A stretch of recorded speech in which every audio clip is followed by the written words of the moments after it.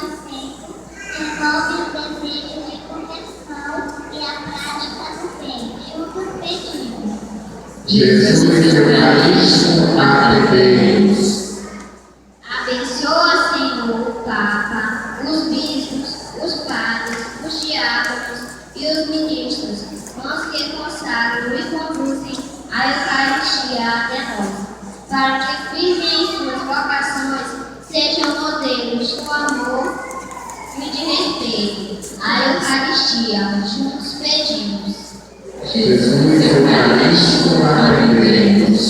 Abençoa, Senhor, os catequistas que evangelizam e conduzem crianças, jovens e adultos até a Eucaristia, que com a ajuda do Espírito Santo fiquem firmes em suas vocações e sigam proclamando e vivendo a palavra de Deus.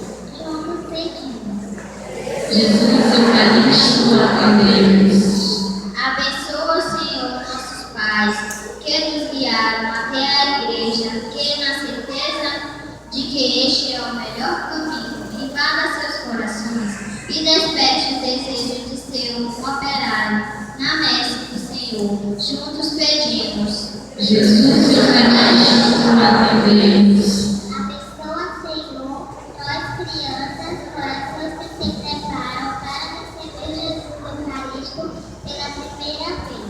Teu desejo de receber sempre, permanece em nossos corações, com a certeza de que Ele é nosso melhor amigo.